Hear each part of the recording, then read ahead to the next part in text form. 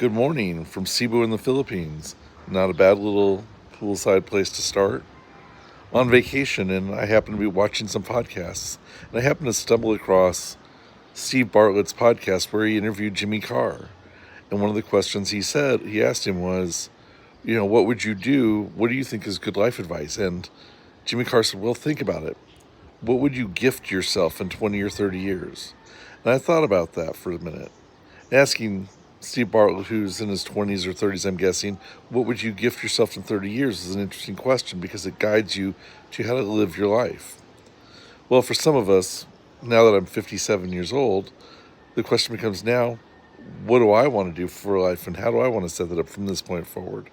What would I gift myself in 20 years when I'm 77? Well, that's an interesting thought. So for me, every year, at the end of the year, I start to go back and sort of reflect on the year and what went well and what went poorly. And one of the things that this question made me think about is during this reflection period, while I'm on this vacation, what is it that I want for the next 20 years and how will I get there? I've gotten to the life that I want now where I have a nice family. I've got a fairly decent house. It's not amazing, but it's a nice house in Texas. I've got a job that I enjoy. I work around people that I like to be around, but the question is, what comes next? What's the next 20 to 30 years like? Well, that's a question I want to start to play with and posit from this point forward. And as we talk about this, I'm going to spend the next 2.5 weeks here visiting in the Philippines and walking around and sort of just reflecting upon life. But for this morning, I just want to leave you with that thought. What would you gift yourself for 20 or 30 years from now? For us at 57, for the older guys that are in the audience, that we start to look through this and think about it, maybe it's the ability to be mobile at 75 or 80 and not have to need a wheelchair. Maybe it's the ability to still drive because we've kept ourselves cognitively focused.